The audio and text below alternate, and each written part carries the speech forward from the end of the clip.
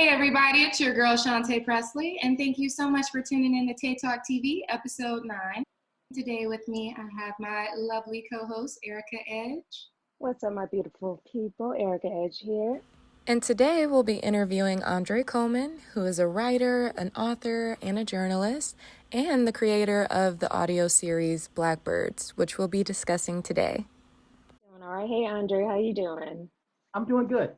Doing That's good. good. Just That's good. long day at work, hanging out. Looking forward to this all day. I want to give you a moment to introduce yourself. Let us know who you are and what your background is, André, and where you come from.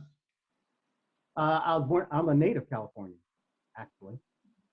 Grew up in Altadena, California. And if you've ever been to Pasadena, Altadena is just north of that. If you crossed over into Altadena, you wouldn't even know it. You'd probably still think, you'd probably still think you were in Pasadena. My family was the first Black family on our street when we moved there in 1969. Wow. To give you kind of a little bit of background, and then going forward, much more background just on me, and I guess the audience will see how this all plays into what we're talking about, is Pasadena Unified School District that I grew up going to Pasadena schools was the first school district to implement court-ordered busing west of the Mississippi. Wow. And that started on my first day of school when I was a little boy, and I was on the very first bus. Oh my goodness. Yeah. That is incredible. Yeah. Yeah. Tell me a little bit more about your background in writing. How long have you been writing? How did that start for you? Like a lot of people in my age group, and I'm going to age myself here, I guess. After the Watergate hearings, and we saw reporters take down President Nixon, it was like, wow, that's what I want to do. Okay. Yeah. That led me to become a reporter. Of course, now no other reporters have ever taken down a president, but that pushed me in that direction and developed my love for news and media. I watched, I think I was maybe 8, something like that, and we're right in the anniversary period of the Watergate hearings, ironically. But I watched as much of that as I could when I was a little boy, when I was right around my birthday. So I'm thinking that has a lot to do with the series then. Yeah. It has a lot to do with, it shaped me, formed me. It has a lot to do with who I turned out to be. It has a lot to do with how I see media, how I view politics, career, all of it. Incredible. Okay. I see you're on the muck.com. What is it? Muckrec.com, where you can, it has your whole biography on there, and you answer a few questions about, your life and why you wanted to be a writer and what led you to it. Have any of those answers changed on there? Like the one you have about social media. Do you think social media has helped or anything like that? Has added to? I think social media is a blessing and a curse. Mm-hmm. And I don't remember my answer that I put then. You put, it says, how is social media changing news? And you put, it's not. And it's not. Yeah. But I'll tell you why it's a blessing. I'll tell you why it's a curse. First, I'm going to tell you why it's not.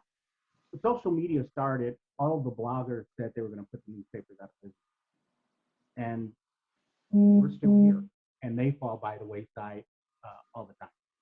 Mm-hmm. So that's the first part. But it's a blessing because we now have more information at our fingertips than ever before. And through things like Zoom, which we're on right now, Facebook, Instagram, you can communicate with anybody, really. I mean, you can find out what's going on in the world. If something happens, you can go on social media, everybody's already talking.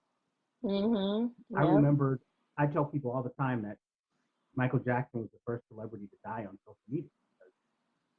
Michael Jackson's in the hospital, went to Facebook, and just followed a long thread of, people talking about what was going on. And I was actually the person because I was looking at the wire service at work and making phone calls, who was updating, all of my friends on what was going on. So I think I announced to 400 people that Michael Jackson had died. Wow. Ironically, and they didn't believe me. They thought, they said, "Oh, you got it wrong. It would already be on the news. This." And I said, give them 5 minutes. And I think 5-10 minutes later, CNN broke in. Yeah, that's how it was with Prince.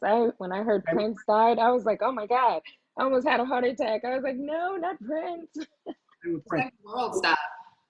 I know, I was so sad. But where it hasn't changed is everybody thinks they're a reporter. Everybody thinks they can do what I do. And social media is pretty much a link fest. People post links to things. And that's great sometimes because it promotes discussion. But just because you tell somebody where the restaurant is, it doesn't mean that you're the chef. It's kind of what it comes down to. I agree. It's good because it promotes discussion, but it's not everybody with a Facebook page is not a reporter.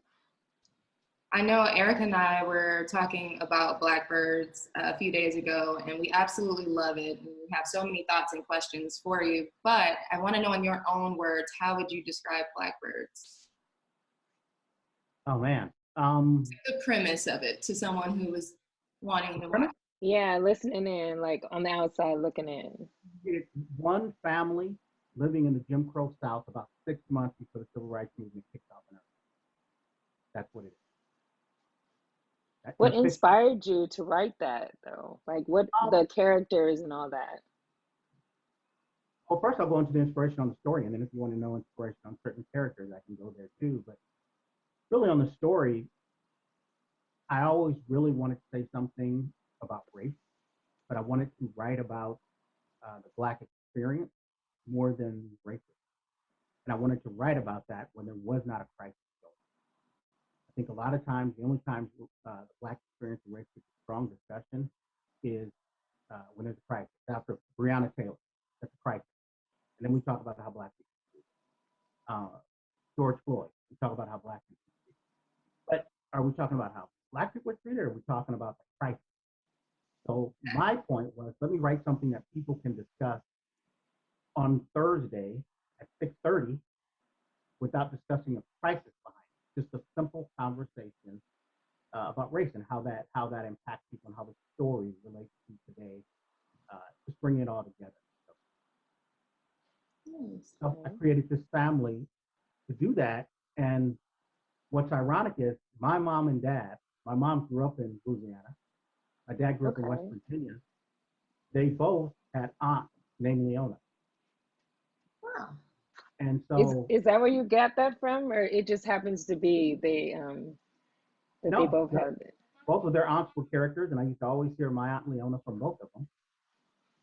So I decided to use that name for the matriarch of the family. I definitely feel like the name fits her. I will say that. She was one of my favorite characters. She's one of my favorite. She's an amazing character. And then the Leona is actually based on my mom. She's like everybody's mom, like every Black person's mom. Like, man, she be handling them. I have no idea how to write a woman. I think that's my shortcoming as a writer. Is I don't know how to write a Black woman, so I look to the one that I had the most exposure to in my life. Yeah. And that's the one I wrote. But Robert is nowhere near my dad. Wow. Really? Yeah, he's not my dad. A lot too. I'm sorry? I was just saying I like his character a lot too. Yeah. Yeah. He had to represent certain things that my dad really didn't kind of represent.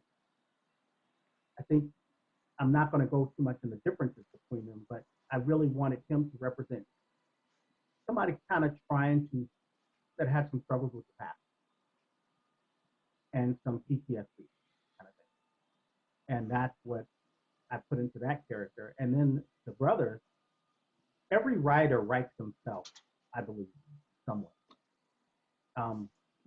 So which one? This is what's going to surprise you. I am Joshua, but Lincoln's who I always wanted to be as a teenager. Really? So Okay. I'm Joshua, the kind of plain, Yeah, laid back, more, laid back, smarter. Joshua is about a year ahead of everybody in his family. He's vibrating on a different level. He doesn't understand it, Mm-hmm. but somehow mentally he sees that, hey, something's about to happen. Yeah, And he feels like there should be a change, and why isn't there a change? He questions stuff. right. And Lincoln is just, he's cool. He's he's he's hip. He's what? I can definitely relate to that situation. I'm pretty sure anybody who has an older sibling probably can have that older sibling who's cool and like they get the Yep. girls or they get the guys and then look Yeah. up, but really, not like realizing your own true power. But Josh Yeah. was also one of my favorite characters. I think I love Josh because Josh has that. There's an innocence to Joshua, but Yeah. there's something bubbling just under the surface, and that's when I talk about that change. And for your viewers, uh, one of my favorite scenes, is that scene with that syrup. To me, that Joshua doesn't say a word, and I'm not going to give away the scene too much, but it's kind of that, it's a realization moment for him. That to me was when that switch went off in his head. Mm-hmm. And he was like, well, wait a minute. I don't like this, but what's wrong with it? And I can articulate what's wrong with it, but why did I not have a problem with it yesterday? And I have a problem with it today, kind of thing. So a lot of Joshua's story is about that light switch moment when you're not a little boy anymore, not a man, but the world is starting to go entirely different. Mm-hmm. We can all relate to that. Yeah. Before we get too much into the questions about Shut the door. story, I did want to ask you, what is the process like for you?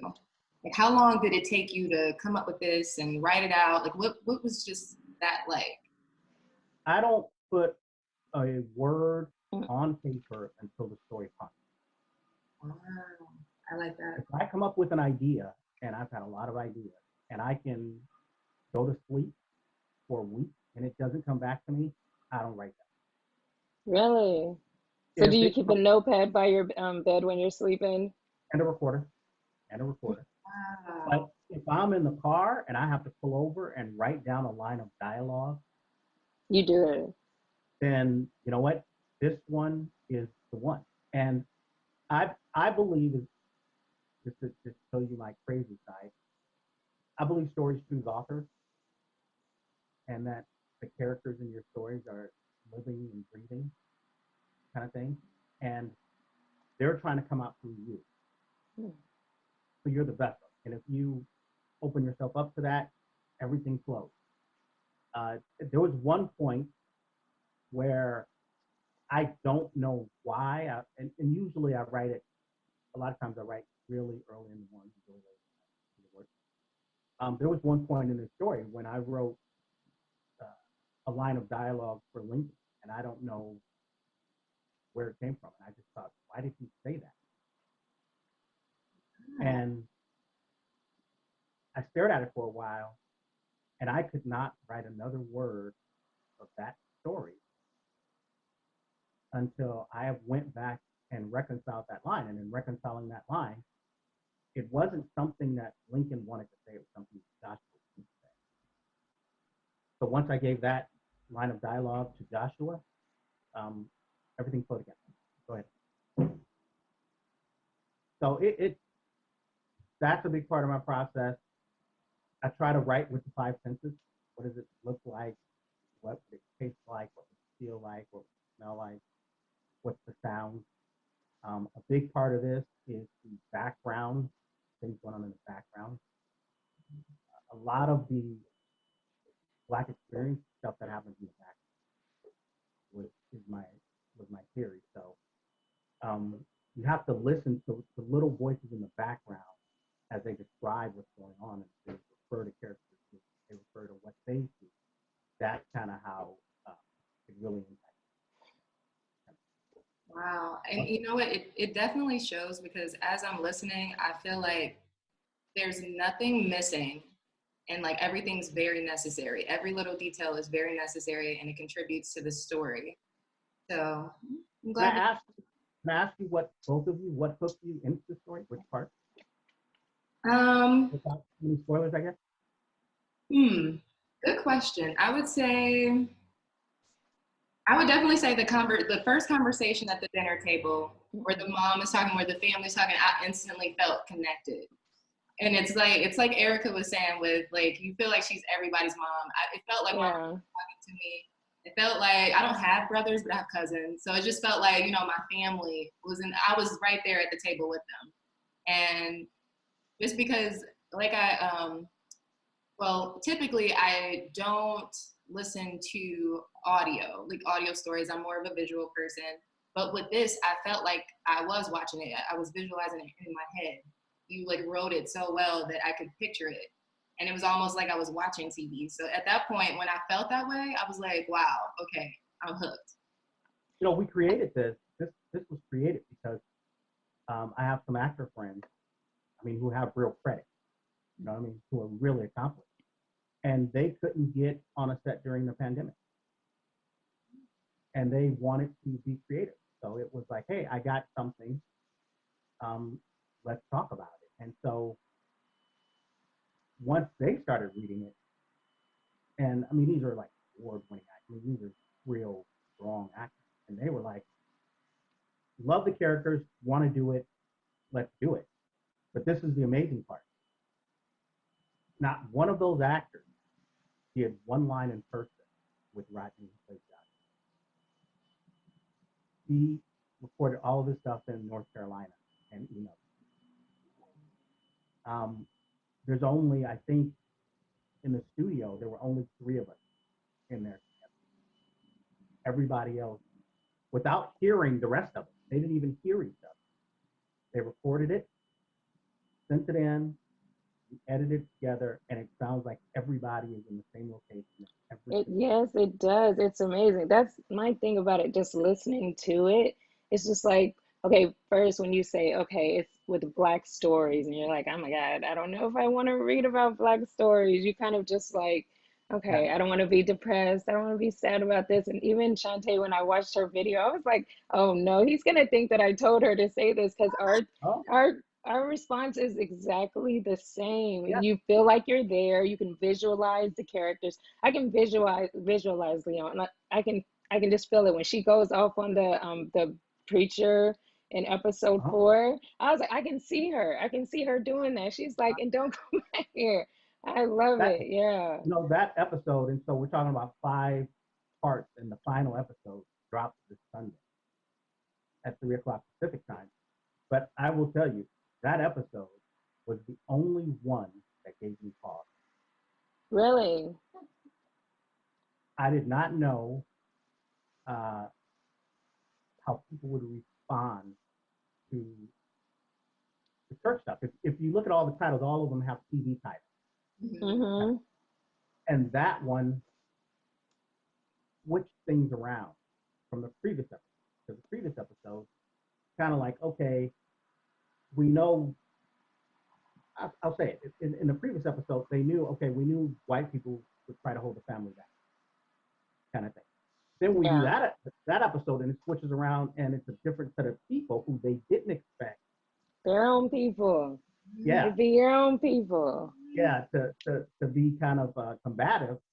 I was like, okay, am I going to lose my audience here? So that was the one that I was the most kind of apprehensive about. Really? But we get it though, because we see it. Like you can tell, like when someone's like, oh, let me tell you about what happened to me, and they're like side-eyeing you. They don't care. They don't care about what happened to you. Why it Yeah, happened to you and not me. So yeah, yeah, we get exactly. it though. I got that part. I can see her just cussing them out because they needed it.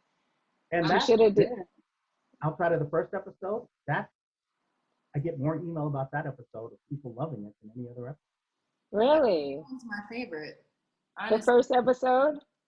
First Well, episode and that episode about the church Yeah. are the ones that people resonate towards the most. And I thought, I love, they're my children, so I can't tell you I love one more than the other. But I Yeah. thought I did my best writing in the second episode.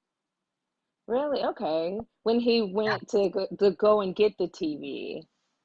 Yeah, when when Leona and Robert kind of fall out, Yeah. I thought that was some of the best writing.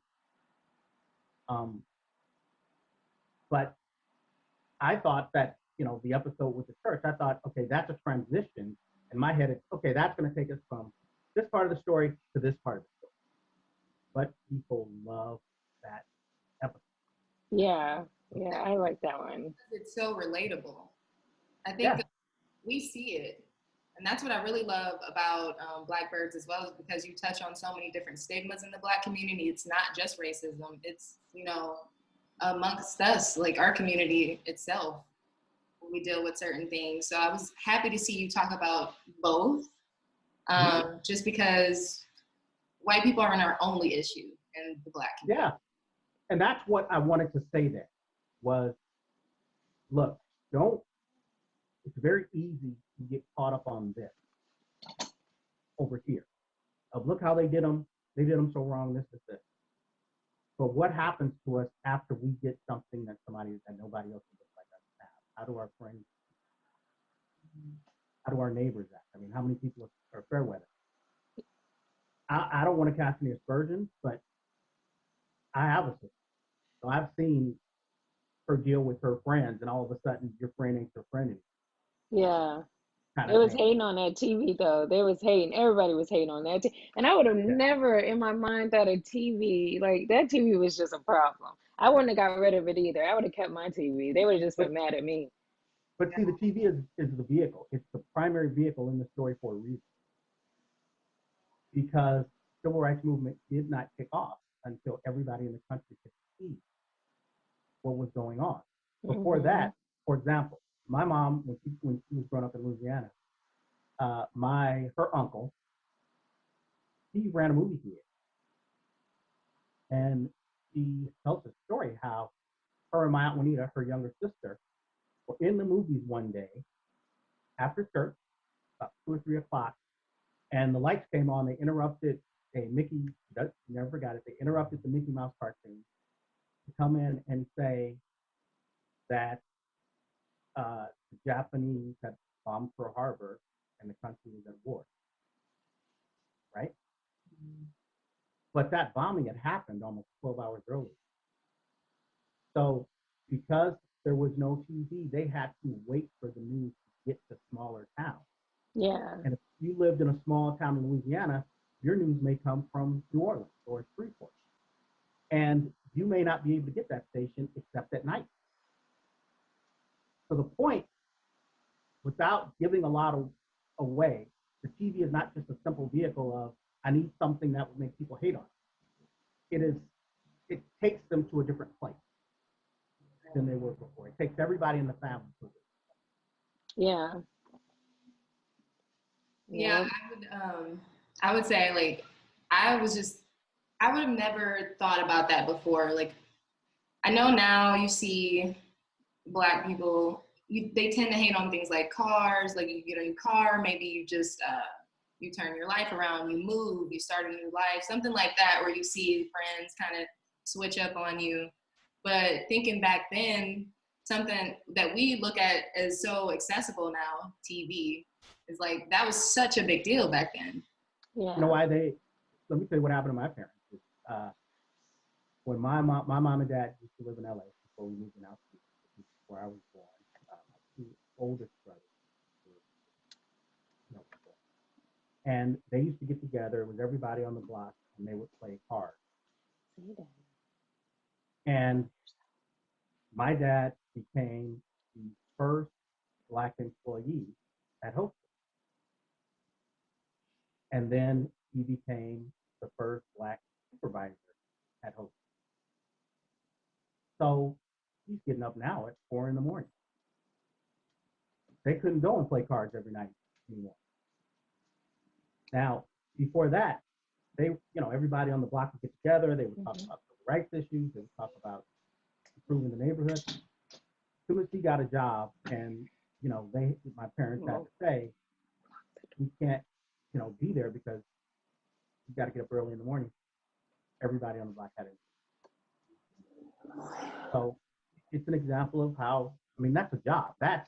And they were talking about how to better themselves when they were all getting together. And then, like my mom told them, so we're all sitting around talking about bettering ourselves, and now we better ourselves, and you guys got an issue because we can't come around and play cards anymore. So it's sad that we still go there on these trips. It's sad because he was a supervisor, and there were positions open that he could have said, hey, you need a job, come down here. But, what do? You have to better your family and take care of you. Yep. Family first sometimes. Yeah. Yeah, I definitely think you do a great job of just talking about stigmas without it being forced. It's very subtle. You don't even realize it, but that's a huge one, I think. And that's still the crab in the barrel mentality. And I moved out to LA, and a lot of people, were saying, "Oh, you switched up, you bougie now," things like that. Because you better yourself. Because you better yourself. I want to do good for myself. Oh no, she didn't. Yeah. So, yeah. Oh, you do good now, right? She thinks she's better than everybody. She got new shoes on. Yeah. So I got a surprise for you guys. I'm sorry? I have a surprise for you guys. Really? Uh-oh. And I'm going to announce it here first. Okay. So all 5 episodes are complete. Okay. But we're recording an epilogue that will come out in the near future. And as of today at 1 o'clock, I put to paper the first word of season 2 of Blackbirds. So the story will continue. Okay. Yeah, because I keep saying, when one episode is over, I'm like, okay, what's happening next? I need some more. So yeah, that's good. Yeah. But wow, I'm excited to hear that. Literally, when I finished today, I was so sad. I'm like, wow, now I have to wait until season 2. But wow. Well, no, you have to wait till Sunday when yeah, for episode 5. Yeah. The finale. And then you'll get an epilogue, which kind of bridges the 2 seasons. And if you have loved it so far, you ain't seen nothing. It's so good. I love that you can just see everybody's face. I can see her talking to everybody. I can see the dad trying to talk to the son. You can see Joshua talking to the girl. You can see everything. You can just picture every single, just like a little movie. Yeah, it's been, it's gone very well so far. It's been successful. Still, I think when we think of podcasts, we think of this, and this is great right here. I love TaeTalk. I've watched the episodes on YouTube. Me too. I love it. Great. So I love what you're doing, but we don't think a lot of the fiction kind of thing, and so trying to it's hard to find that audience because this is a platform where people usually receive information in different ways. But as people are finding it, thanks to Erica has really helped me out spreading word on Instagram, which has been amazing. As people find it, we have almost 90 minutes of content on the website now. People don't listen to one episode and come back the next day. They listen back to back to back to back. Yeah. All 4 episodes. I had to change the order of the episodes because originally on Apple and some other platforms, the 4th episode was showing up first. So I kept going, why are all these new listeners listening to the last episode? And then I realized what was going on. And when I switched it around, I could see every one of those people come back and go, just listen to the other one. Yeah. Right in order. People are just going. And I think it was a month before I got the first email from somebody saying, I really like it, and I have my kids listening to it. it was ladies that I really want my kids to understand the Black experience, so I'm making them listen to your podcast. Now I'm getting what you guys said. People going, can you tell me what happens next? Yeah, yeah. Even my youngest son was like, "Well, you didn't help tell me what happened in episode 3." I was like, "I'm listening. Be quiet. Go away." Yeah. He wants to know what happened, and kids can listen. It's not to where they're scared. It's kind of jarring sometimes our stories. So Right. he's not startled or scared from things. He's just like, okay, just listen like a regular audiobook. Because we listen to audiobooks. So yeah. The other thing that was amazing was two things. It's now been heard in 11 other countries. Wow. That's I mean, amazing. I woke up this week and I don't know why, but it went kind of viral in India, where it was just hit after hit after hit in different parts of India. And I couldn't Really? figure it out. I couldn't figure it out for life. India, of all places. And then today it was Spain. So it's been heard in, let me see if I can remember, Canada, the UK, Hungary, Spain, Mexico, India, Puerto Rico, just, places you never would expect, places you would never expect that they would pick up, this story and run with it. In the U.S., what's amazing is people in the South keep listening, but it's slowly heading west. Yeah. It's And just not. this is your first audio series, correct? Yes. So, Did you expect that? I'm sorry? Did you expect that? Or what were you, did you expect it to go so far and like reach these different places? I thought if I could get everybody I knew to listen, that was my bar to set. If I could get the people I knew to kind of tune in, kind of thing. And then just doing research, and I'm sure you've done, being a podcaster, and I know Eric is doing podcasting, that they consider it, I guess the industry considers it, that if you get 30 listeners to each new episode within 2 weeks, that's considered a success. My first episode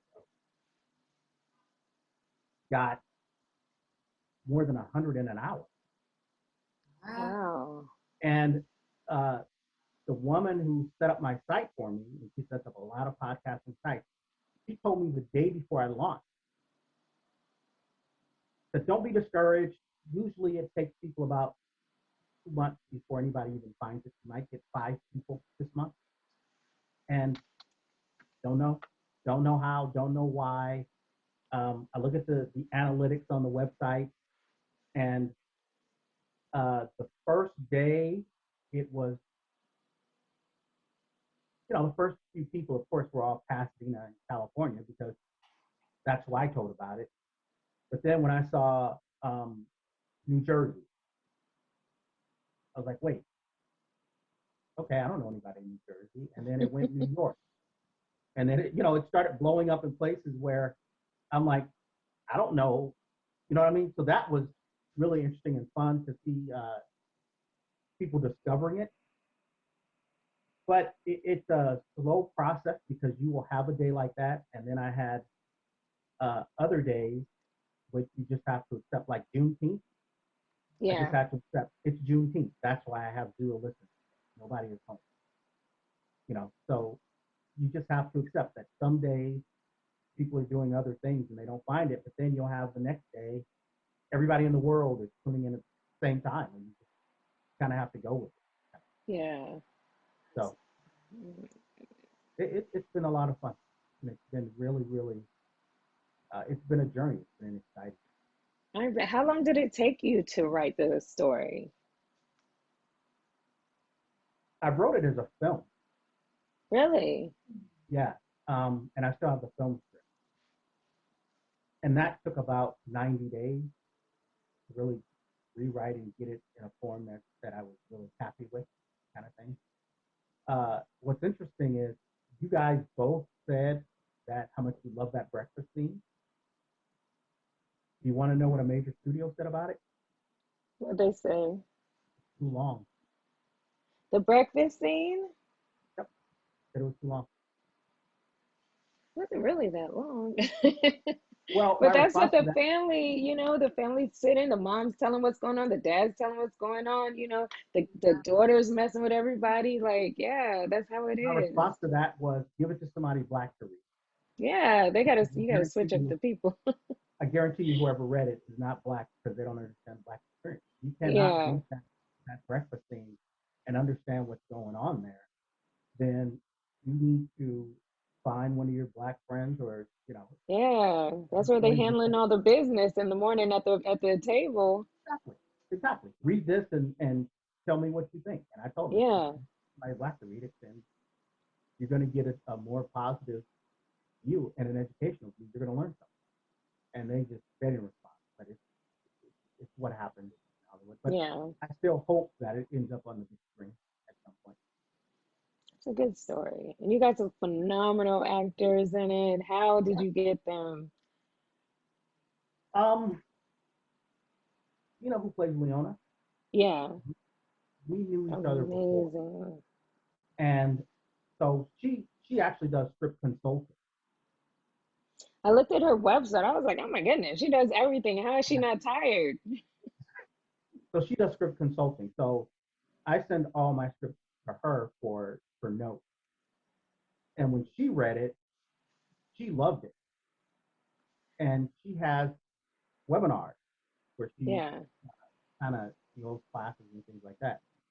And right before I went to one of her webinars and we talked about it and we went back and forth on it, she said, and it was during the pandemic, like I said, she said, what about an audio script?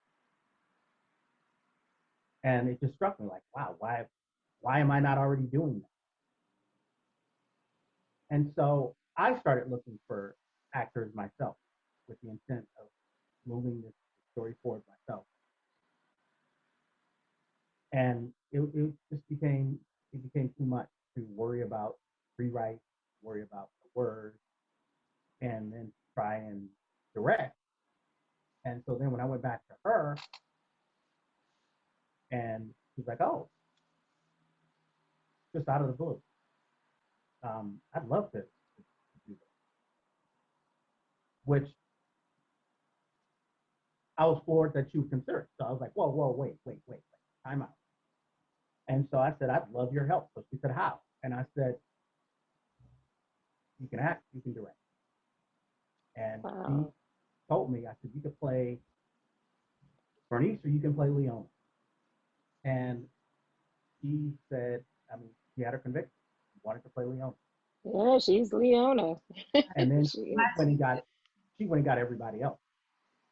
Wow, So she got okay. all the talent kind of thing. And so all I really had to worry about were rewrites and words, kind of making it flow correctly. Wow, that's incredible. Everyone's chemistry seems very on point. And Yeah. You Yeah, think they were together, right. recording and everything and not Yeah. separated. that's So incredible. that's been the amazing part to me is when I listen to it, I forget that they're not together. Together. Yeah. That's how a team comes together. Yeah. That worked out good. Wow, that's amazing. I love to see that. I definitely do. Just even talking about Leona, I was thinking about her and Robert's relationship and how they're such a strong unit, but they're very different in a lot of ways. Like she's very strong and outspoken, and he's definitely assertive. Like he's not a coward in any type of way. But she's Yeah. the one who's going to speak up for herself. Whenever they were kind of having like their argument about him not bringing home money or like not having enough money and Because of the lights were going to be out, the electricity and stuff. Yeah. also very relatable. That's that's relatable. But what I thought was very interesting was just like how I got to see the perspective of the Black man, which sometimes, I mean, as a Black woman, I'll never fully understand. But I think in that moment when they're going back and forth, I empathize with him because I'm like, geez, the world is on his back. And I think Yeah. Like how, And the TV just took everything to the edge. Yeah. I And mean, she's like, a TV, whatever, it's just a TV. But to him, he's like, look, okay, this is just adding on more weight. right. Yeah. Yeah. I do agree with her about the TV because it's like, of course we're not going to teach our kids to let people just dictate what they do. Yeah. I agree with her. I also feel for him because in this moment, it's overwhelming. She has no idea what he just dealt with. Yeah. Like so many of our black men feel this way, and there's not a, I don't want to say divide between the black and woman and man because I know that's what they want. They want that division, but I do feel like sometimes there's a lack of communication. And with this, I was able to see his perspective without like being so fixated on my own. Like On your own thought, I had to listen to it twice on this. I think the second listen of it, I thought different about. I thought like that. Okay, let me think about what he's going through. But the first listen, I was like, "Girl, you better not give him that money to buy that TV. You better pay them bills because you gotta keep your lights on." And then when I listened again, and I was like, "Oh, I feel bad." So I kind of, yeah, it's his pride yeah, as a man, and then like just hearing his frustration, just saying like, no matter like it, and you saw how like it went into other things, like how certain things that he was bothered by, it wasn't really about that. When he's asking hmm why Lana's mom is giving Joshua a hard time, and does she not? yeah. He was like, "She's not a dad. She's the mom." Well, yeah. If there's no dad, she needs to do it. Somebody got to do it. Yeah. Right. But He it's was just tired, though. He was fed up. exactly, and we've all been there. So it was a way that, like, I can't combat and stand up for the black woman because I'm like, I'm just hearing this perspective, and it's so well written that I can receive, Yeah. and it makes me want to be like more understanding before I attack, even though I feel like it's the truth.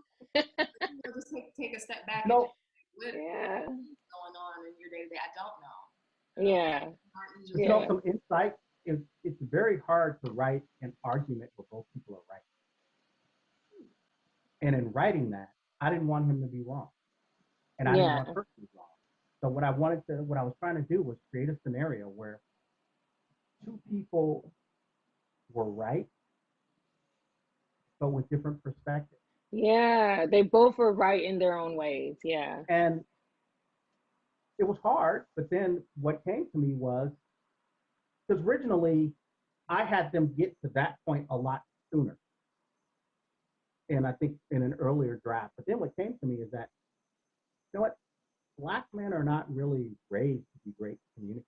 Yeah. That's going to be at the end. Yeah. I got what you was doing, that he didn't stop to talk to her or nothing in Right. the beginning. Which is Yeah. where he was raised and he got to a point in his life where it was important to bring home the money and take care of his family. Yeah. And if you notice, that whole first episode is about him not communicating. Because in that first episode, he wakes up, has this nightmare. He doesn't say anything to her about it. Yeah. He doesn't. He doesn't mention it at all. He doesn't They mention it at don't all. like, that's the thing with black men that I tell my oldest son all the time. It does not hurt to show your feelings. If you're Right. upset about something, show you're upset. Don't bottle it in because it's gonna come down. It's gonna come out later in a situation you don't want it out in. So you need to Exactly. get it out now. Go in the room, cry in the car, cry in the shower, do something, get it out. So yeah, exactly, and And then so, it manifests in other ways. yeah, yeah, so in my side notes, what I wrote, because I take a lot of side notes, I don't never make it necessarily word for word in the project, but I try to show it. In a side note, one of the things I wrote was that Lincoln sat next to the father at breakfast and Joshua sat next to the mom, and Rita was in the middle of the two boys. But each parent was next to their favorite, okay, kind of thing. And if you notice, when he's talking to Lincoln, it's like to take out that trash like you're supposed to. Get it right after school, Daddy. And he doesn't question Lincoln. But with Joshua, it's like, what's wrong with the person? yeah, It's, what did you just say? He goes back to, because Joshua has that thing that Leona has, where there's an extra strength there that doesn't rub him the wrong way, that he's just not used to dealing with. hmm But even his ability to communicate when, and I love Rita because she kicks off the whole story. Um, it's Leona who comes in and is like, everybody else responds except Robert. When Leona says when Rita says what she says, it's kind of his plot point. So that ability to communicate, I went back and literally stripped away a lot of Robert's lines because I didn't like the way the character was turning out. And then when I realized, oh, when they have this argument, he's not communicating. And then everything worked when I kind of stripped away and made him still strong, but a little less giving of himself is what He sits back and when he needs to, Right. And then, the whole point of the money was just to say that she a lot of times it's Black women who say money is better than Black men. She had been putting money away and aside for emergency. And so they had a little bit of money, enough to keep the lights on and enough to get the TV. But when I first wrote it, I said, well, you said, did you give them this money? I don't know about that. But then it worked. It all worked. It gave him his moment that he needed, to kind of restore what he has, what he needs, kind of thing. So because he would have been on that train. He was trying to get out of there. She saw him too. And that's the thing about Black women too. They notice stuff. They don't say nothing, but we'll notice. We notice everything. Like, you guys notice everything. Oh, yeah. You guys notice everything. And then it's like you guys wake us up at 4 a.m. When you said this 2 weeks ago. Remember when you said what does that mean? And it's like, it's 4 o'clock in the morning. Why are you asking me about this now? Your memory's better when you woke up out of your startled. I know. I'm gonna surprise you with it, just out of the blue. Oh my goodness, such a good story. Thank you. Another stigma I wanted to touch on that I noticed, there were a few, and I appreciated every single one because I feel like they were very important. When one of the characters, I believe his name is Gerald, he's one of the side characters, he was being tortured by, some white kids. And, they're ridiculing him and they're saying, oh, you're looking at that white woman, we know you want to be white. You really want to be white. Yeah, and they were tormenting him and stuff, I think that's so interesting because in that case, that it's a bit different, but Black people tend to get on each other for wanting to be white, or like when Black people reach a certain status and start like doing certain things, then it's considered white. And I kind of just really get annoyed with just people equating success and good things to white. It's like proper English. It's like we can have these things and still be proud to be Black. But in that situation, I just thought it was really interesting because obviously back then it's different. Just a lot different. But just hearing that, like just hearing the words come out of his mouth saying you want to be white, it's just like. But also too, when his when they went to church, that's what the Black people were saying to them. When they were in the grocery store, that's what the Black people were saying to a kid. Oh, look at them. Oh, he's buying. I guess he bought something other than what he usually buys. Oh, he's buying that. They too good. Oh, they want to be white. So it's like, we're doing it too. So it's like, we can't get on someone else for doing something that we do. And they're not thinking, man, that's hurting somebody. What's amazing about this is talking to you guys about this. This is the first time anybody has really kind of voiced the voice, talking about this. And it's really encouraging to me because you got it. Yeah. Volume 1 is about status. The word I wrote over the script when I was done was status. It's about status. It's about what happens when we don't step out of a lane. We create a new lane for ourselves. Nobody can put you in a lane. People will try to put you in a box. people would try to put you in a lane and say, stay in your lane. But you decide what lane you go. You know, I was raised by educators. My mom was a principal of a school. My sister's a teacher. My niece is a teacher. We were not allowed to speak poorly in the house when I was growing up. We couldn't say this, them, these, or those. Ain't, couldn't say ain't either. Ain't. We could say ain't now. I couldn't say ain't. we were always correct. So there was a lot of times when I would meet new people, Black people, and they would go, "Why do you talk like you're white?" Yeah, you're proper. Why are Yeah, you talking proper? Like Better. what? yeah, Talking like regular? yeah. Where are you coming from with that? This is how you pronounce words. So I love it that you guys got it, because that whole scene with Milton in the alley is, again, it's about status. It's about, okay, you want to be something you're not. And then what I said earlier comes back into play. If you listen to what people are saying in the background, racism and discrimination, a lot of it happens in the background. You go into a store back then, and people said things like as you were walking by. So it was a challenge. How do I get those little voices in the back, kind of thing, where somebody, and you caught it. Oh, I guess they're buying white folks. Yeah. You know, that's that status symbol of, okay, you're now doing something that I'm not doing, so something's wrong with it. Yeah, go and get you a TV too. Go get you one. Like, Yeah, goodness. it's like, what's We the all big can deal? get one. Let's all watch Yeah. TV. So Oh my goodness. playing with that, and I call it playing, because getting those little voices back there, and it was my hope.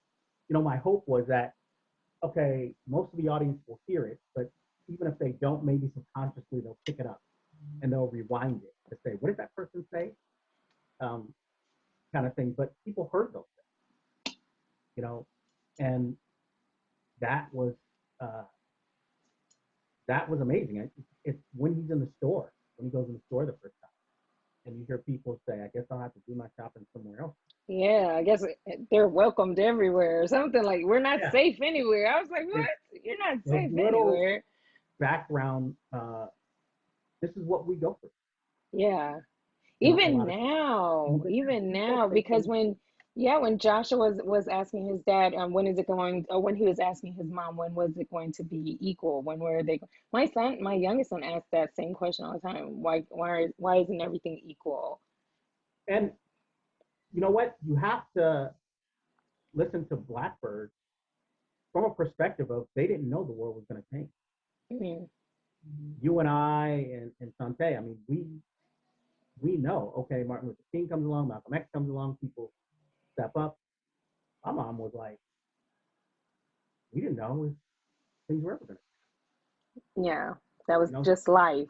You didn't there know. were a lot of people who went, you guys are crazy marching out there. They ain't going to change this. Yeah, that's what the dad seems like, though. He's more, don't change. Mom's like, one day it might change. But he's like, no, you don't go out there. You don't, because he knows what'll happen if you do, because of his brother. Right. Because of his brother. And it's no accident. This is the thing that nobody has keyed on, and I will give it to you guys. It is no accident that Joshua and Lincoln are the same age as Robert and Philip. Really? Okay. So he kind of is getting to that point also where it's unknown territory for him. Because in Robert's eyes, it's like, okay, it's right around this time when I was coming up that something really bad happened that just destroyed me and my mom. Now, Josh is kind of talking about stuff, like his brother had a little of that Josh in him too.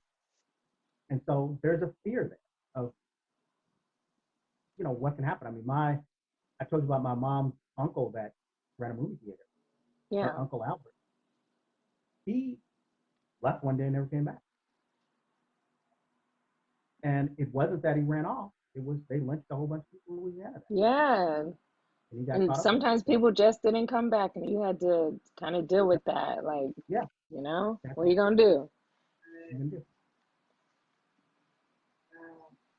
Yeah. Oh my goodness. I So know. that's where, so now we can see like where the story is like coming in from. You're like meshing it and pulling it from, parts of It's going things. into, I can say this, it's going in a direction. You may have an idea what happens next, but the direction it's going in is not the direction you probably think. And I'm not going to give up any spoilers at all. Well, don't give it away because I'll tell everybody. I'm not going to give it away, but the purpose of this is to live the Black experience. And we may, well, the purpose of this is to live the Black experience. So what I'm going to be interested in hearing from you both on Sunday after you listen to the next episode. Okay. And then we can, we can keep talking about it. But it's just amazing so far. It's amazing. I can't wait to listen to the next episode. Every time one goes off, I'm like, oh, I just need more like back to back so I can just keep going into them. I listen to it at work, and so when it stops, sometimes I won't notice right away, and I'm like, wait, is it? Oh I know, it stops out of nowhere, and then I'm like, wait, it's finished? Where's the rest? Right. Yeah. I do love that you say you wanted to focus on the Black experience, because what I see in modern time, and I feel like it's kind of been that way for a while, Black film or, Black art in general, that's usually awarded or highly regarded, it has to do with Black trauma. Or like, people make jokes and say, well, Denzel Washington didn't win an Oscar until, he played the bad guy in Training Day, or like 12 Years a Slave, that one. Like, you see what tends to draw in the masses, I guess. Mm-hmm. And now you see like movies like Get Out and shows like them, where it's a Black person or Black family being tortured. And it just almost seems to me like there's this fascination with just Black trauma. And what I liked most about Blackbirds is, like I said, while it's focusing on racism, you're getting attached to the characters. It's more about their story. Yeah. Like, you're really living in the day of the life of Joshua, of Leona, of Robert, of Lincoln. Yeah. So it's not so much about like these horrible things that's happening around them, although it's in the background, it's happening, it's real, it's painting the picture. It's like you're not focusing on, or you don't see these main characters being tortured, which that's a good point, because you mostly see, and like you said, it's in the background. It really is in the background. You're not like sitting there traumatized the whole time and get off and like, oh God, is that what happened to us? And you feel so bad. But this one, you're just like, you see the people. You're just want to know what their experience is. You're not thinking of, okay, I know that happened to Philip, but it's mostly background story. It's not like, oh, even though things are happening and the bullies out there messing everybody up and pouring flour on them, you're still like, okay, you're seeing the characters. It's mostly the characters. Yeah. I see that point. That's so good. Was that intentional for you? Yes, it was. And I'll tell you why. Because on some days, life is a comedy. Some days, all you can do is laugh. Some days, life is a tragedy, and we cry and we mourn. And other days, it's a triumph, and we succeed and we do things we never thought we were going to do. We realize our dreams. And then, other days we stand in wonder. And in most of my life, to be honest with you, I have stood in wonder at the world. And when I say I stand in wonder, I'm somebody who appreciates the beauty of it.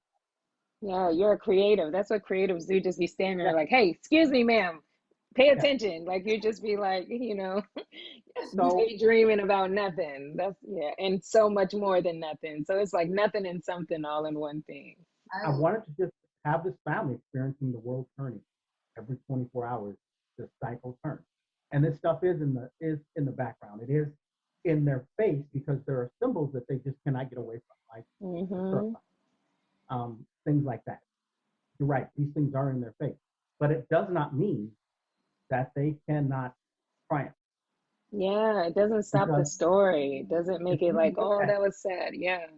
If you look at every chapter you've listened to, they all end hopeful. Which I love. Yeah, No, yeah. I there's think that's always You're hope. not all sad at the end. Yep. Even when Joshua is told, hey, you got to come back and you got to answer this question, Yeah, there's hope right. that that he he will can go out on that date. Yeah, that he'll get a date. exactly. Um, so every chapter I wanted to kind of bring back that hope.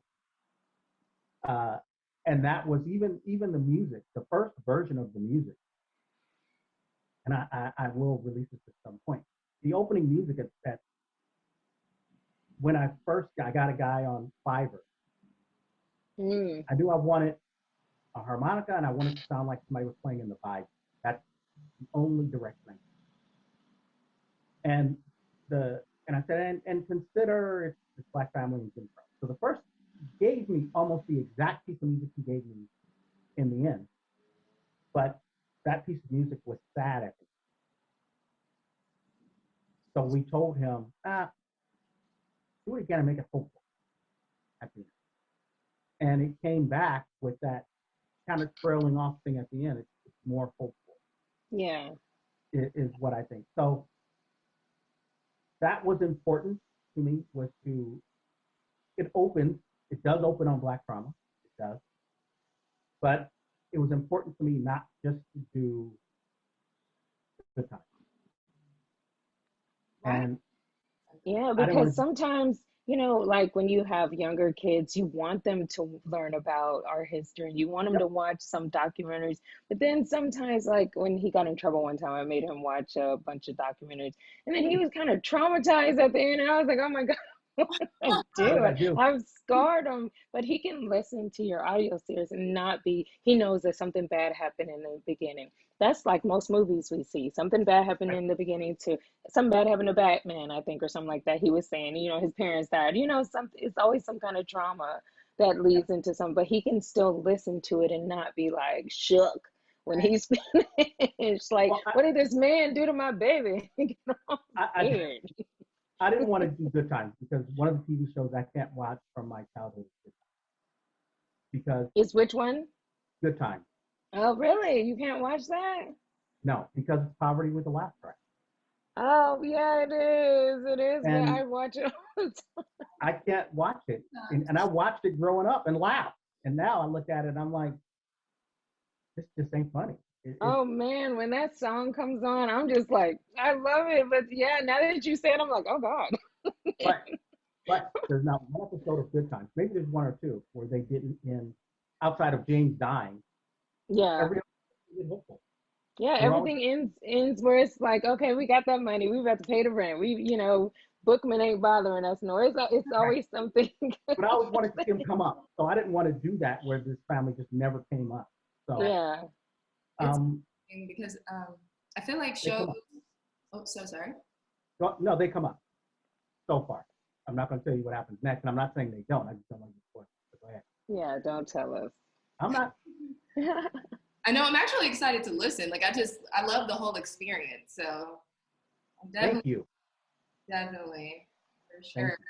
I was gonna say you bring up a good point with Good Times because whenever the show or whenever the Cosbys came out, a lot of people were challenging it, Black and white, because they were saying it wasn't realistic, it wasn't relatable. Shows like Good Times was more relatable and they felt more comfortable with that.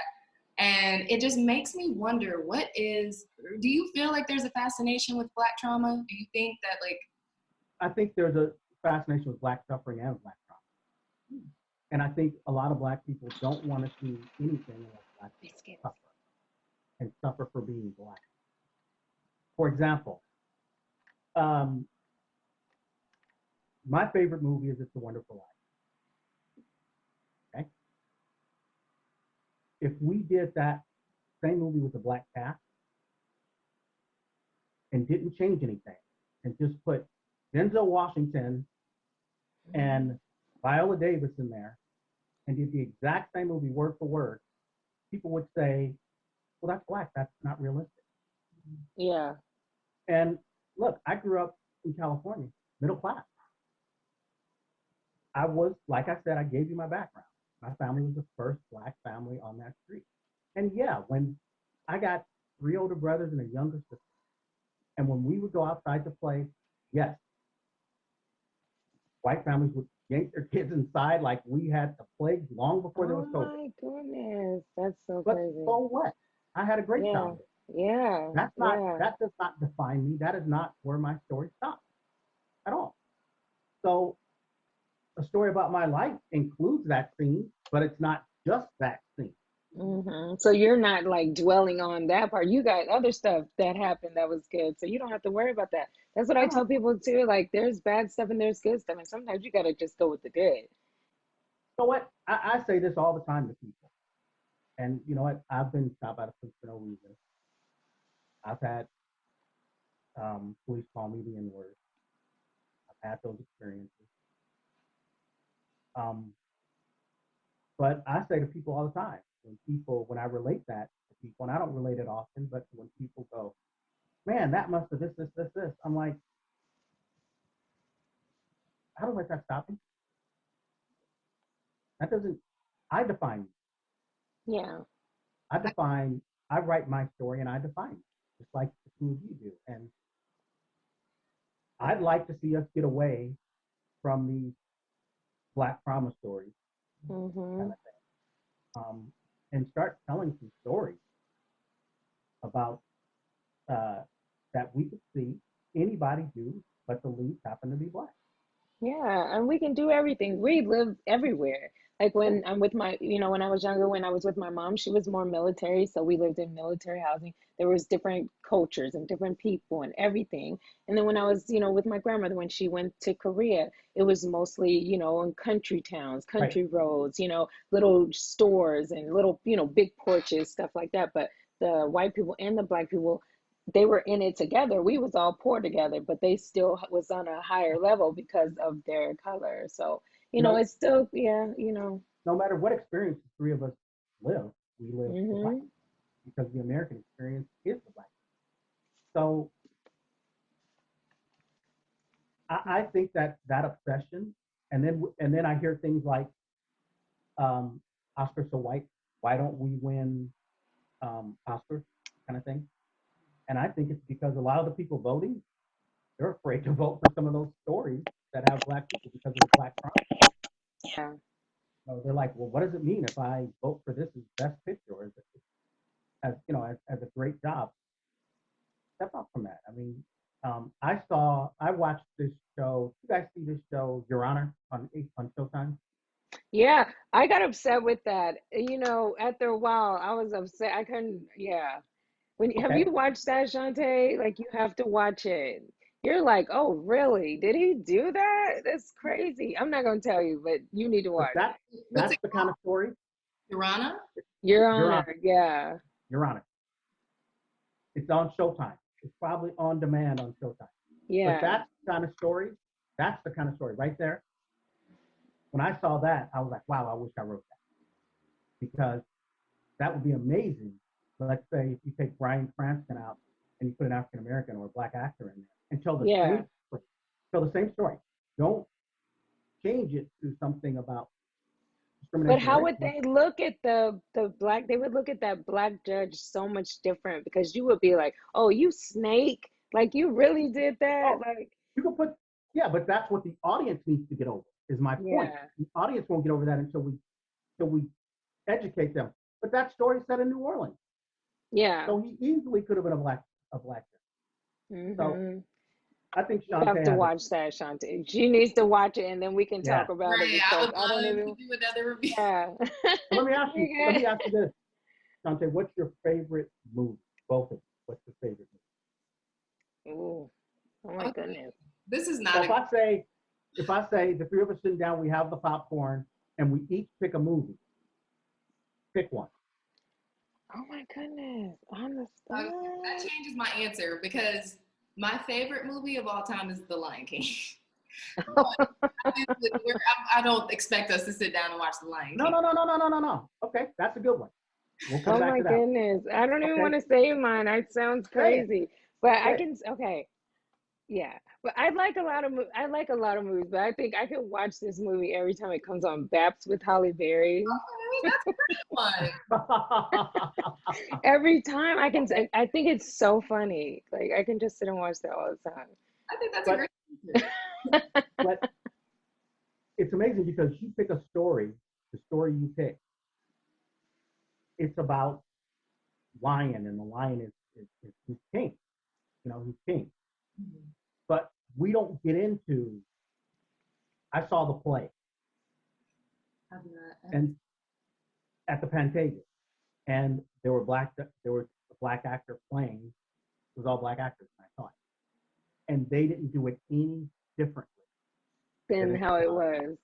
in the animation and in the live action film. So we can do these, but the writers have to step up and have to protect the integrity of their work, because a lot of time a studio is going to tell you um, to dumb it down, to Mm. change things. I got a story for you guys. What kind of, let me ask you this before I say this. What kind of language do you allow in your podcast if I tell the story? I'm sorry, what Is kind there, of language? is there a What kind of language? language? A Well, language restriction? me, I have a, I'm military, like former military. My mom was military, so Yeah, I I have know. like a very, Yeah, my I'm not mouth worried is about that. horrible. Yeah, I'm my not mouth worried is about this. horrible. I'm not worried about this. So, I'd say so some, we definitely speak freely here. okay, so I'm gonna tell you this Denzel Washington story. I don't know if you heard it. When Denzel was starting out, he said that they came to him with this movie, and he was already on this. I'm not going to play this kind of role or that kind of role. You know, he was already on this. They were like, so you're going to play this drug dealer who falls into a vat of chemicals, and he's reanimated, and he's getting revenge. And so Denzel was like, oh, the nigga who won't die. And they were like, yeah, that's it. And they were going on and on and on about how great it was. And he went, okay, so while we're doing all this, you know, with this black man committing all these crimes and they even said, he's going to have all these babies, you know, all this stuff. They said that to him. And he's like, yeah, let's do that. And then in the sequel, we'll do this story where we take all the Jews and we put them in these ovens and we just commit a genocide against them. And they went, wait, what? And he went, yeah, exactly. Right. Got up and walked out. Wow. What?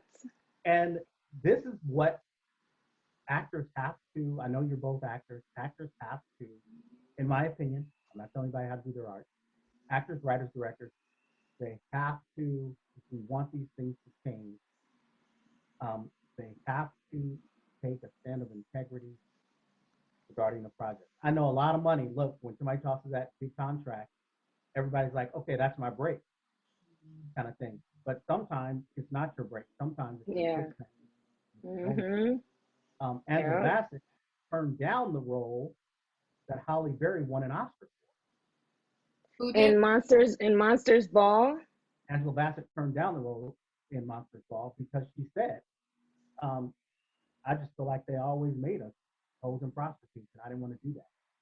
Now, I've never seen the movie, so I don't know what the role was, but took a stand. Now, it's real easy to take that stand and hear it in hindsight from someone who's been successful, Yeah. because there's somebody else who never made it who took a stand, whose story we don't know. And they may Yeah. be right now going, Man, I should have took that role. done that. But the point is, I just think as people get successful and they can write their own ticket, they should. That's why I'm not down with the when people say, "Oh, I'm boycotting the Oscars," because no black people ever win. When Will Smith and his wife started that boycott, I was like, dude, you make $20 million a picture. You can go make any movie you want. Yeah, but I wasn't really watching I didn't know a lot of people that were really watching the Oscars I anyways when never they watched started doing that. I had never really watched it. I was like, I thought it was like a white award show I mostly. never watched. I never watch them either. But when African Americans complain about, you know, how the Oscars treat black actors, I'm like, well, do what George Clooney does. Save up your money and produce your own product. You know, Will Smith, look, studios love him. So you can't tell me that Will Smith can't go, I want to do this movie and this is what's going to happen, and this is what's going to happen. Hook me up with some writers. You can't tell me that you couldn't get it done. Yeah. So I agree. yes, there's this love of Black trauma, but we have to break that cycle and not go. Yeah. I mean, I've never seen 12 Years. I've never seen that either. I can't watch that. I cannot. I'm like, oh man, I can't do it. I know that I was on a plane one time and they were playing that. And it was one of the choices. I was like, why would they put that as a choice? How would I feel about the person in front of me watching Yeah. that? And then you see white people doing like, yeah, they looking at you they're like, trying are to you look, looking they're at trying to look them? at you and Like, not look at you. Yeah. I didn't, yeah, like you enjoying that too much. You enjoying Yeah. that a little too much. Yeah. I didn't hear the movie I said. Huh? Sorry? 12 Years a Slave. Oh yeah. Have Man, you seen that one? I haven't because I don't enjoy that. Like I literally Yeah. don't enjoy watching stuff like that because we've seen it enough. I saw Roots. That's all I needed to see. I don't need to Me see. too. Yeah. I said the same thing. I've seen Roots. You ain't seen And nothing when I till was you a see boy, Roots. Yeah. and Ruth was playing for the first time, we had to watch it for school. Same. Yeah, yeah. And they played it on PBS like over and over and over. You was And watching Roots. I was like, you guys really want me to come to school angry about this stuff? Like, and then Oh, they them don't talk care. about it in You class. angry. Yeah. And then you think I'm just going to be like, oh, I didn't understand this part. Because when they asked me, did you understand? I was like, I understood everything I saw on TV last night. And you know what? We can go over it left, right, front, and backwards, but you're not going to convince me that what I saw, because they were trying to say, that's what built America. I was like, okay, it built America. For But them, I think they're coming from their own viewpoint of what well, they're thinking. Because you can't tell us, like, after watching something like that, that's what we built did build America. America. Well, we Yeah, did we build America. did. But the point is, Not willingly. what was Exactly. taken from us? What about the culture? And this is what I said. What about the culture you stripped from those people that you built America on the back of? Yeah, like who are you supposed? Who Like are they changing supposed to be? Yeah. because my point was, and they kept saying that's not the focus, but I kept saying, because they said when it was my turn to speak, they said, what was the scene that impacted you the most? And I was like, when they whipped him and changed his African name. It made him change his name to Toby. Do you know my cat's name? Okay, this sounds crazy. I'm not a cat lady. I'm just saying this. But my cat, when I first got it, his name was Toby, and I changed his name. I was like, no, you will not be up in here, because they made him change his name, and that's messed up. So there's so many people, you're Black, you're not African, so they have their own culture, their own thing that they do. We don't know what we're supposed to be like, or doing, or do we have our own thing? That's why, because I can't tell you anything about my African culture. Have no idea. Couldn't tell you anything. I feel like though we've created our own culture though, Black people, and I think it's interesting to me because when people try to imitate it, it's like you don't even realize why we are this way. It's because you just want to do it. You just want to be stripped of all of our origin. So it's like we're just somehow Black people, no matter where we're from. I'm from Ohio. I can chat with somebody out here in LA and we can identify with each other. No matter typically speaks similar slang, just little things that is a part of our culture that we understand that other people wouldn't understand just because they're not Black, like their experience is different. So I just feel like I know we don't know our original culture or our origin, but I do feel like we created something here and we Of course. I'll tell you guys something about Roots, and I'm a nerd because I read everything I can kind of get my hands on. It's fiction, right? Roots. Yeah. It's fiction. Yeah, I don't know. I never even thought about if it was a real story. It's never even crossed my mind if it was a real story or not. Alex, so Toby Waller was not Kunta Kinte. There was a real slave named Toby Waller, and there was a real Kunta Kinte, but they are not the same person. Oh, okay. They were never on the same plantation at the same time. And then Kizzy, who's supposed to be Kunta Kinte's daughter, is literally his sister, right? No, according to a census, they were only 6 years apart, so they cannot be father, daughter, or even they were never in the same state or something like that. Alex Haley plagiarized a lot of the book from another book, and then took stuff that when he got stuck, he kind of just grabbed other material and decided, okay, well, this happened to Kunta Kinte, and he changed his name to Toby. That's how he kind of got through it. It doesn't change the meaning of the event or the impact of slavery, but a lot of it just simply doesn't hold up to historical research at all. Really, it's never even crossed my mind that that wasn't a real story, or even if it was a fake story or not. Yeah, he lost a. It's a real one because of Alex Haley. Go ahead. That was his story, or his family story. I thought he like did a whole bunch of research and like dug up. He said he did, but then it turned out the person that he spoke to in Ghana, I think it was, or in Africa or something like that. That person was telling stories that he had been told that he had been told that he had been told. So there was no, this is the elder of this, place who kept the record, who could tell him, oh, this is what happened. He only traced his ancestry back so far. And then when he got stuck, he saw other interesting stories that he kind of married to his own timeline. And then he plagiarized a lot from this book. Forgot the name of it. But in court, he admitted that he had plagiarized from the book. Really? Yeah. If you get any of the reprints, the new printings of Roots, it says in there that portions of this book were used previously in another manuscript. So they have. Wow, I never knew that. Yep. Well, that one's traumatic. Roots was the end for me. I couldn't Yeah. do no more after that. I was like, you know what? I can do Django. I think that's like I've never seen Django. Really? Oh my Nope. goodness. My sister watches that on loop. She loves Django. So, but Never yeah, seen Django's a different animal, but yeah. Never seen it. Yeah, yeah. What I want to see, and this goes back to my childhood, this really defines me too. I was a comic book kid, and my dad said to me, I used to take my allowance, run to 7-Eleven, come back with like a box of comics, 10, 15 cents. And if I had all the comics that I had as a boy, that now that I keep seeing are worth thousands of dollars. Yeah, I think people are selling those things, or they're like novelties or something. But my dad said to me one time, because he saw me and my brother, we used to always read them, and I was reading a Superman comic book one time, and he goes, let me see that. And he looked at it, he went through it, he goes, oh, I used to read Superman when I was a little boy. And we're like, really? Like, yeah.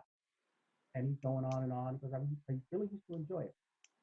Till I realized that nobody wearing any of these capes looks like me. And he handed it back to us. And we became aware. That's one of the key moments. I mean, several times in my life, I've become reaware of my blackness. Yeah. And that's one of the key moments where I became reaware of my blackness. But the next week, when I bought comics, I came running home to show him the first edition of Black Panther. Yeah, because you had to show him something. Look, this is us in here. We in this one. He looks like us. And he read it. Yeah. And he told me after he read it, go buy another one. I'm keeping this. He was that impressed with it. To see himself. Wow. That's good though, and people like to see themselves. And sometimes I do just keep the TV on TV1 or the mostly black channel, because they do play Different World, and they do play Cosby Show all the time. I call it the Huxtables. I tell my son it's called the Huxtables. Just so when we can watch it, he's not thinking, okay, relating the two together or whatever like that. And we can still watch it and enjoy it, because I know I watched that coming up. So I want him to watch the Cosby Show. I don't want him to not. So I'm like, we're gonna watch the Huxtable. So we'll just watch it. He knows all the characters, he knows the name, and that's the father. Just don't worry about it. His past, what he did ain't got nothing to do with the show. We watching that. So, sometimes we gotta keep our stuff. I just want to keep the Cosby Show. Julia? Did either of you ever see Julia? What is it? Julia. Julia? Julia. You don't know what it is, huh? Is it like the cooking show with Julia Childs? Nope. You know what it is, Chanté? I do not. It was Diane Carroll playing a single black mom in 1970. I never seen that. It was a hit show. It was a hit show. And I always go, how come they don't show Julia? You know, they don't. Yeah, I've never even heard of that. I'm like, Julia Childs? Yeah, look it up. Look it up. That's what she got. That was her first show. Really? Kind Yeah, of there are a couple of movies that I would recommend that don't go for that don't do that black trauma. One of my favorite ones is called A Man Called Adam with Sammy Davis and Sister Tyson.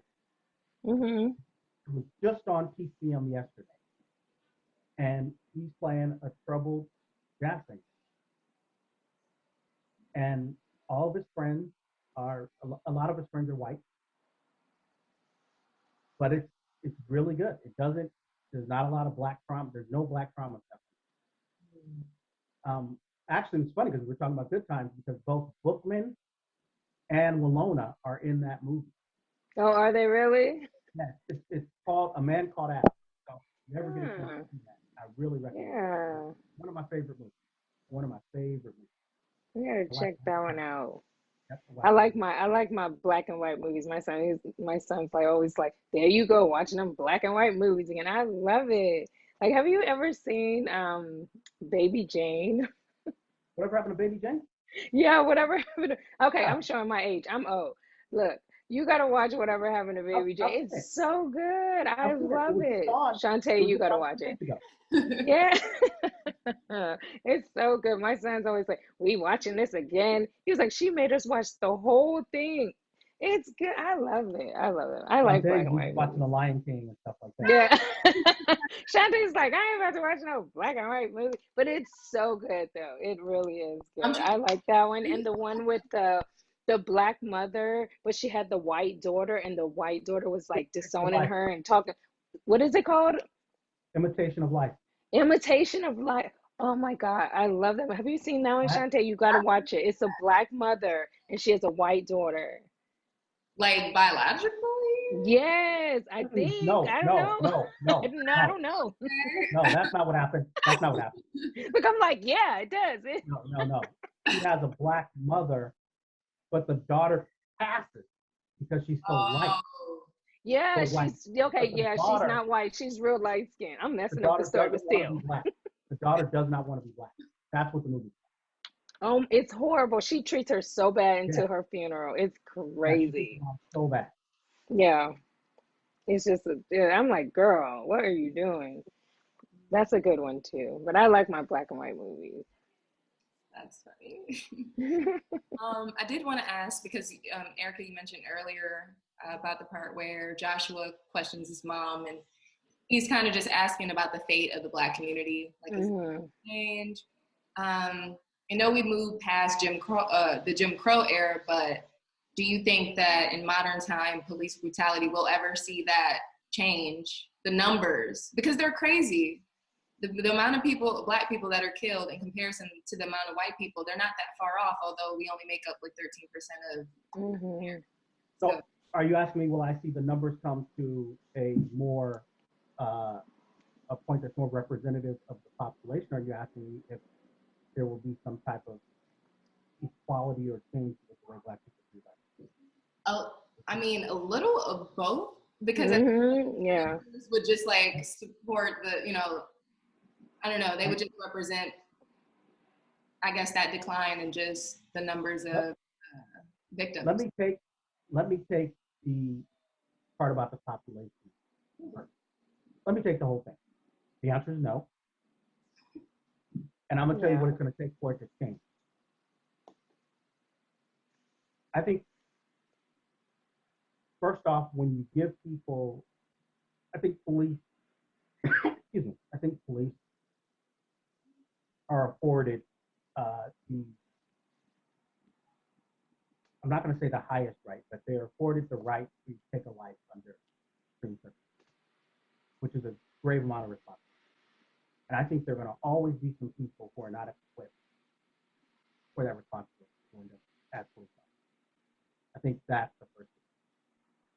But since we're talking about, in some ways, personal responsibility, I think our only hope for changing those numbers, it doesn't lie with the police changes. Police reform would be great. That would help. But we've gotten so far away from the family unit. Now it's so rare now to see a black man, black woman married with kids, all still together and living together, and middle class. It's just hard to find anybody middle class. Yeah. But I think if we get back to a strong family unit where dads can have talks with their son, and we get away, from some of the craziness we are doing, because I was raised like this, and I always saw it like this, and this is how all my friends thought when we were growing up. We were told they didn't like us. We were told what they might do to us. So we always thought, okay, we shouldn't have encounters with them. So we were always like, okay, if we got stopped, it was, I am going to do everything I can to end this encounter. Meaning, I wasn't committing any crime to begin with. If I was speeding and it's like, where are you going? Answer the question. They said something crazy, and I said before, I've been called the N-word, and a lot of times they said things crazy. Just look at them. You know, I'm not going to give you a reason to end my life because, okay, I take a stand, you kill me. Wow, I really win. No, I don't. I'm gone. So, Yeah, I'm good with just following what they say, and I always do something like, "Oh my God, were you in the military? You look just like," I'll look at their name. "You look just like Jackson." I tell you, boy, you look just like him, and you start buttering them up, making them think they better than what they. You look just like him. You weren't in the military, you sure? And then they just let me go because I'm like, you ain't about to ruin my day and make yourself like, I don't know if they get awards for it or what, or higher points. It just seems like they getting treats for this. Yeah, they're definitely quota. Yeah, and when I yeah. was getting out of line before, and I've had it happen, I sit there, I'm looking ahead, I'm not making any movement. I might kind of chuckle a little bit, which I know they're trying to get to me, and I'm not going to let you get to me because, like I said, I define who I am, not you. And after a while, I'll finally just go, am I being detained for something? And then they will typically say, get out of here, something crazy like that, and give me my license registration back, and I'll go home or wherever I was going. But it's frustrating. It stays with me for a while. But I don't think that's going to change unless we change part of power. And I know some people won't be happy to hear that because some people are going to go, well, not everybody is guilty. And I'm not saying everybody is guilty, and I'm not saying everybody is a criminal. But I'm saying that one of the things I've told my son is, if you don't want to have police encounters, when you have them, you need to make sure they have no reason to put you in handcuffs. And you need to make sure they have no reason to escalate. If they say something stupid or crazy to you, you have one job. Come home, tell me. Just ignore it. You ain't got to show. You ain't got to say nothing. You ain't got to be like, what you say? Yeah. No, shut up. You ain't hear nothing. You deaf right now. You Yeah. dumb. You stupid. Exactly. You look forward. Put your hand on the steering wheel and shut your mouth. Yeah, like, that's all. It's just like my mom used to tell me, if a teacher says something crazy, you don't need to say nothing. You come tell me. Yeah. And the adults And I'll go say it. something crazy. Yeah. Exactly. And I'll handle it adult to adult. So, unfortunately, no, I don't think that's going to change until we make some changes. Look, I think we have to take responsibility for our community. And we have to take responsibility for our family. I get it. I agree with it. Black Lives Matter. I completely agree with that statement. I get it. But as Black men, we also have to get to a point where we understand the Black life that matters. We have to continue to speak out. But at the same time, we have to start to look at other issues. And I'm talking about issues that impact our families. If you are screaming Black Lives Matter, then I think you have to come to an understanding that the lives of the Black lives you make, your children, those have to be the primary ones that matter. So if you make children, you run off, you're not paying your child support and that stuff, you're contributing to a problem. Because you know what, that's a child who's, yes, single mom may do, but it will not hurt. It would only help a child, especially a young Black man, to have a strong Black man in his life. So I think we have to look at that issue too. Rebuild strong Black families. That does not hurt our cause. It only helps. I definitely agree. And I think you did a Yes. great job of showing that in Blackbirds. I felt it. And like I said, it feels relatable, although I know a lot of people may not have fathers. I didn't have my father growing up, but yet Robert felt like the father figure I would have had I had. Right. So Yeah, Robert was my mother and my father. It was like a mix. Like she was like split between the two. There was the calm part that you did not want. You did not want the calm part. Right. I'd rather have the fussing and the yelling. I'd rather have that than the calm and just sitting there looking at you and you're like, okay, I didn't mess up. So That's funny I because got both of them. that's how it was for me too. It's like as long as she's talking, then I'm not in too much danger. It's when the talking kind of stops that I was like, uh-oh. That's when you get scared when the silence and you're like, oh man, I Mhm. feel them daggers in the back of my head or For me, staring at time me. would stop. Just time would stop. Everything would freeze. Like, what did I do? please tell the people where they can check out Blackbirds and when the next episode is dropping. So next episode will drop Sunday at 3:00 Pacific time. You can find Blackbirds on every podcast platform, Apple, Google, but if you want to go straight to the website, that's www.blackbirdsaudio.com. You can click on episodes and you can hear all 4 episodes. Well, this will come out on Saturday. You can hear all 4 episodes. Starting Sunday, you can hear all 5 episodes. And then we will have an epilogue soon, and some point, I don't have a date yet, but hopefully we'll be able to talk about it when season 2 is coming out. We're super excited. And So am I. Miss Erica and I will be doing a review of Blackbird, so be sure to check that out as well on TaeTalkTV. Yes, people. Can't wait to see it. Can't wait to see it. It's been a pleasure talking to you. Is there anywhere that people can follow you by chance? Or are you on any social media? Or I am on Twitter. Look for Blackbirds Volume 1. And I think it's One Blackbirds, but just look up Blackbirds Volume 1. You'll find me there. And on Instagram, it's Blackbirds V1. I haven't really kicked off the Facebook page yet. I'm still kind of working on it. I'm a little lazier on Facebook than I am on everything else. But please follow me. Let's have a conversation. Like it. Let me know what you think. Answer all questions, unless you're asking for spoilers. I'll answer all questions. Enjoying, just want to have a conversation with people. Yes. Well, I'm super excited. For all you people out there, be sure to subscribe to TaeTalkTV.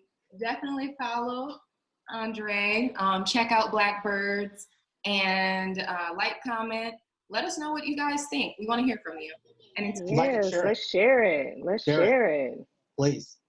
And so thank you guys for having me. I really appreciate it. I really appreciate you guys having me. Yeah, thank you for writing such a good story. Right. Give us something to talk about. And then where can they follow you, Miss Erica E?